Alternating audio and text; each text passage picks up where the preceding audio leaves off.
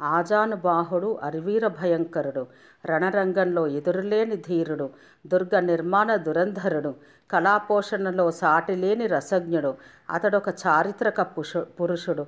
అతడే సోమనాద్రి. అనేక శతాబ్దాలకు పూర్వం రెడ్డి, వెలమ వీరులు తమ భుజబలంతో రాజ్యాలు సంపాదించుకున్నారు. ఆ స్వతంత్ర రాజ్యాలు కొంతకాలానికి ఓరుగల్లు, విజయనగర సామ్రాజ్యాలకు వశమైపోయాయి. ఆ రాజుల పతనం తర్వాత అవి నిజాం నవాబుకు సామంత సంస్థానాలుగా మారిపోయాయి. అటువంటి సంస్థానాలలో ప్రసిద్ధికెక్కింది గద్వాల్ సంస్థానం. శతాబ్దాల చరిత్ర గల ఈ సంస్థానపు రాజులలో మొదటివాడు, ప్రసిద్ధ వహించినవాడు సోమనాద్రి. సోమనాద్రికి పెద్ద సోమభూపాలుడు అనే ప్రసిద్ధ నామం కూడా ఉంది. ఇతడు క్రీస్తు శకం 1750 ప్రాంతం వాడు. బక్కమ్మ, పెద్దారెడ్డిలు ఈయన తల్లిదండ్రులు. భార్య లింగమ్మ. గద్వాల కోటను నిర్మించింది ఇతడే. అనేక యుద్ధాలలో విజయాలను పొందాడు. దైవ సహాయం చేత ఈయనకు గొప్ప నిధి దొరికింది.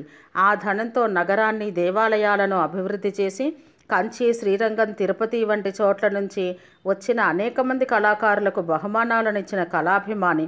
గద్వాల సంస్థానంలోని కాణాదం, పెద్దన మొదలైన కవులు రామాయణాది గ్రంథాలు రచించారు. ఈ విధంగా గద్వాల సంస్థానం తెలుగు సాహిత్యాభివృద్ధికి చేయూతనిచ్చింది.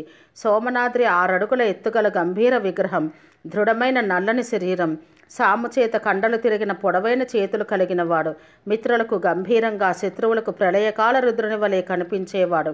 అతడు తెల్లని గొప్ప జాతి గుర్రం మీద స్వారీ చేస్తూ యుద్ధరంగంలో కలయ తిరుగుతూ అజేయుడై ఉండేవాడు. సోమనాద్రి పూడూరును రాజధానిగా చేసుకుని ఆ ప్రాంతాన్ని కొంతకాలం పాలించాడు. నేడు గద్వాల పట్టణంగా ప్రసిద్ధికెక్కిన ప్రదేశమంతా ఆ రోజుల్లో దట్టమైన అరణ్య ప్రాంతంగా ఉండేది.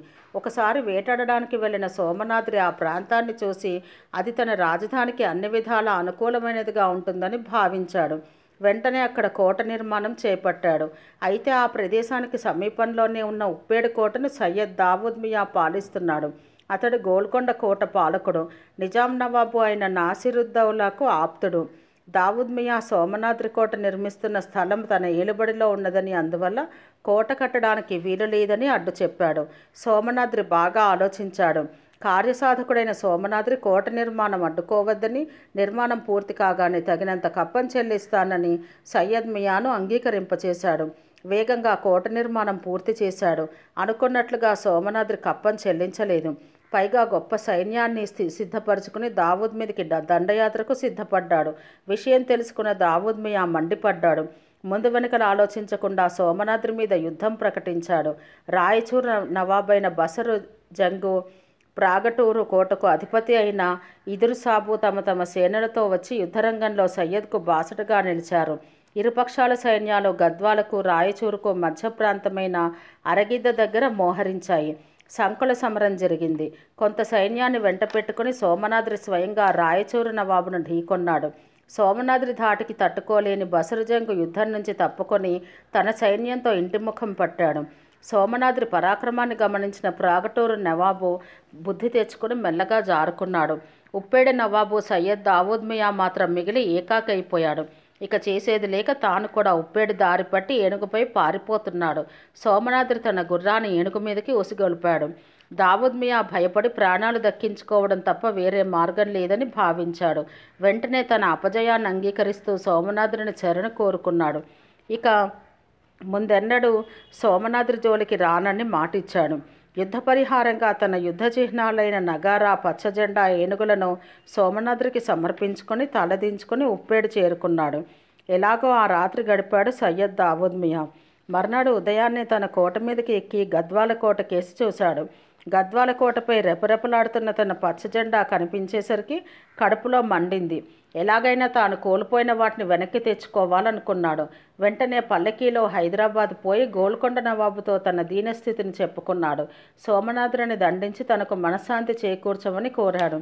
నిజాం నవాబు నాసిరుద్దౌలా సోమనాద్రి మీదకు దండయాత్ర మంచిది కాదని, ఆ ఆలోచన మానుకోమని రకరకాలుగా నచ్చచెప్పాడు. కానీ సయ్యద్ మియా తాను పట్టిన పట్టు విడవలేదు. చేసేది లేక నిజాం నవాబు గొప్ప సైన్యంతో సోమనాద్రి మీద యుద్ధానికి బయలుదేరాడు.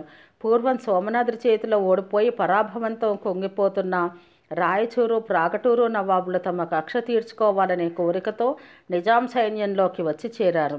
ఈలోగా గుత్తి దుర్గాధిపతి టీ టిప్పు సుల్తాను, కర్నూలు నవాబు దావూద్ ఖాను, బళ్ళారి నవాబు తమ పరాక్రమాన్ని ప్రదర్శించడానికి మంచి ఉత్సాహంతో వచ్చి కొత్తగా నిజాం సైన్యంలో చేరారు.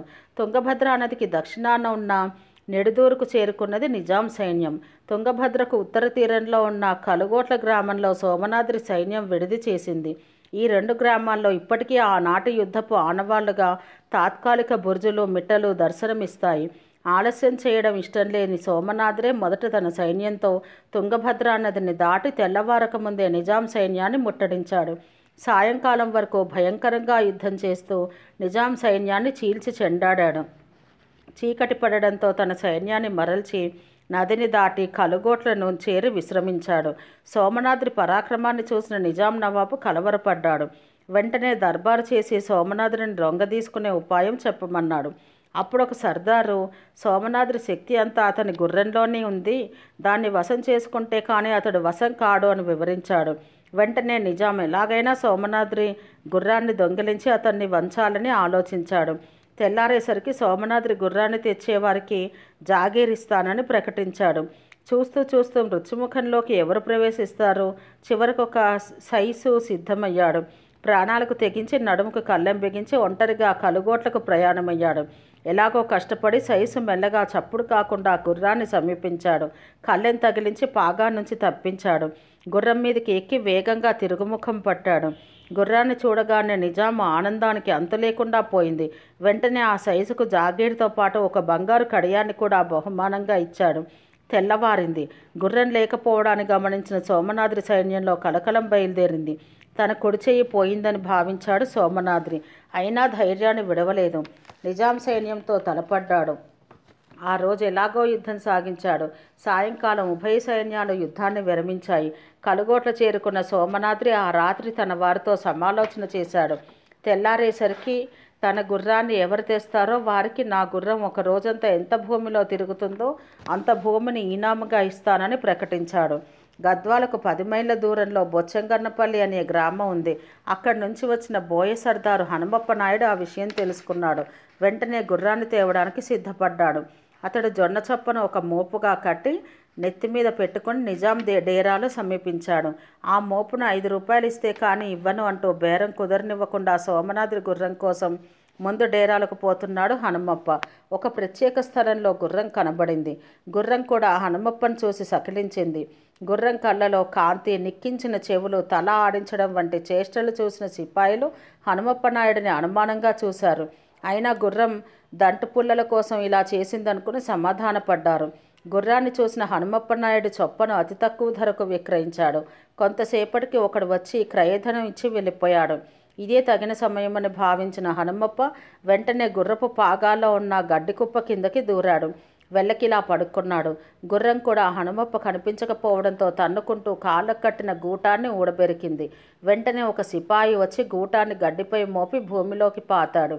హనుమప్ప నాయుడు అరచేతిని చీల్చుకుని ఆ గూటం భూమిలోకి పాతుకుపోయింది.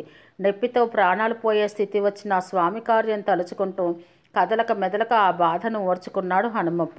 అర్ధరాత్రి అయింది. సైనికులంతా నిద్రిస్తున్నారు. హనుమప్ప తన మీద ఉన్న గడ్డిని పక్కకు పెట్టి కూర్చున్నాడు. కుడి చెయ్యి కదలడం లేదు. గూటం కూడా కదలట్లేదు. ఆలస్యం చేయకుండా ఎడమ చేతితో తన నడుముకున్న కత్తిని లాగాడు. కుడి చేతిని నరుక్కున్నాడు. రక్తపు మడుగులో ఉన్న మొండి చేతిని తలపాగాల చుట్టి గుర్రాన్ని తీసుకుని డేరాలు దాటాడు. అర్ధగంటలో ఆనందంతో సోమనాద్రి ఎదుట గుర్రంతో నిలబడ్డాడు హనుమప్ప. ఎడం చేత్తో సలాం చేశాడు. రాజు కోపంతో కన్నెర్ర చేశాడు. హనుమప్ప తన మొండి చేతిని చూపించి జరిగిందంతా వివరించాడు. రాజు ఆశ్చర్యపోయాడు. నాయుణ్ణి కౌగిలించుకొని సన్మానించాడు. అన్నమాట ప్రకారం అప్పటికప్పుడే ఒక దాన శాసనాన్ని రాయించిచ్చాడు. గుర్రాన్ని చూడగానే సోమనాద్రి ఉత్సాహం ఉరకలు వేసింది. ఉదయాన్నే తన సైన్యాన్ని వెంట పెట్టుకుని నిజాం సైన్యం మీద విరుచుకుపడ్డాడు. సోమనాద్రి జయభేరి ధ్వనులు నిజాం సైన్యం గుండెల్ని బద్దలు చేశాయి. సోమనాద్రి సైన్యం నిజాం సైన్యాన్ని దావానలంలా చుట్టుముట్టింది. భయంకరంగా యుద్ధం సాగింది. ఆనాటి యుద్ధంలో ప్రాగటూరు, బళ్ళారి నవాబులు హతులయ్యారు. సాయంకాలానికి నిజాం సైన్యాన్ని కర్నూలు కోట వరకు తరమడం జరిగింది. సోమనాద్రి కూడా కొద్దిమంది సైన్యంతో నిజాం సైన్యాన్ని తరుముకుంటూ కర్నూలు కోటలోకి ప్రవేశించాడు. అంతలో అకస్మాత్తుగా కోట తలుపులు మూతపడ్డాయి. కొద్దిమందితో సోమనాద్రి కోట లోపల ఉన్నాడు. మిగిలిన సైన్యం కోట బయట ఉండిపోయింది. గద్వాల సర్దారులకు భయం ఎక్కువైంది. దిక్కుతోచడం లేదు. కోట తలుపులు చీల్చడానికి ముమ్మరంగా ప్రయత్నించారు, కానీ ఫలితం లేకుండా పోయింది. కోట లోపల ఏం జరుగుతున్నదో బయట ఉన్న గద్వాల సైన్యానికి తెలియలేదు. కొద్ది మందితోటే కోట లోపల ఉన్న తమ నాయకుడు మరణించి ఉంటాడని భావించారు. గద్వాలలో ఉన్న లింగమరానికి పరిస్థితి తెలియజేస్తూ తాము తిరిగి వస్తామని కబురు పంపారు. ఆ వీరనారి సమాధానంగా కొన్ని గాజులు, చీరలు, పసుపు, కుంకుమ పంపింది. గద్వాల సర్దారులకు సిగ్గు, క్రోధం కలిగాయి. వెంటనే రెట్టింపు పట్టుదలతో, ధైర్యంతో రంగంలోకి దిగారు. ఎట్టకేలకు కోట తలుపులను పగలగొట్టి లోపలికి ప్రవేశించారు. కోట లోపల కొద్దిమంది సైన్యంతోనే ఉన్న సోమనాద్రి వీరోచితంగా పోరాడుతున్నాడు. తన సైన్యం చాలా వరకు హతమైంది. ఈలోగా బయట ఉన్న తన సైన్యం లోపలికి ప్రవేశించి తనకు బాసటగా నిలిచింది. నిజాం సైన్యంలో అలజడి హెచ్చింది. పిడికడు మందితోనే సోమనాద్రి కోట లోపల అల్లకల్లోలం సృష్టించాడు. ఇప్పుడు తెల్లారిపోతే ఇంకేం చేస్తాడో అని భయపడ్డాడు. చావగా మిగిలిన గుత్తి, రాయచూరు నవాబులు యుద్ధ విముఖులయ్యారు. ఈ స్థితిలో సోమనాద్రితో సంధి చేసుకోవడమే అన్ని విధాలా మంచిదని మంత్రులు నిజాం నవాబుకు ముక్తకంఠంతో నచ్చచెప్పారు. ఈ యుద్ధానికి అసలు కారకుడైన సయ్యద్ దావూద్ మియా ఏం చేయాలో తెలియక ఊరుకున్నాడు. నిజాం నవాబు మర్నాడు ఉదయమే సంధి కోరుతూ సోమనాద్రి దగ్గరకు ఒక రాయబారిని పంపాడు. సమయస్ఫూర్తి గల సోమనాద్రి కూడా సంధికి అంగీకరించాడు. యుద్ధ పరిహారంగా కర్నూలులోని కొండారెడ్డి బురుజులో ఉన్న ఎల్లంబ ఫిరంగిని, రాయచూరు నవాబు ఆధీనంలో ఉన్న రామ, లక్ష్మణ అనే పేర్లు గల 2 ఫిరంగులను సోమనాద్రి స్వీకరించాడు. కర్నూలు ఏలుబడిలోని కొంత భాగాన్ని సోమనాద్రికి ఇచ్చారు. ఈ ప్రకారం సోమభూపాలుడు సంధి చేసుకొని యుద్ధ పరిహారం పొంది విజయోత్సాహంతో గద్వాల కోటకు చేరుకున్నాడు.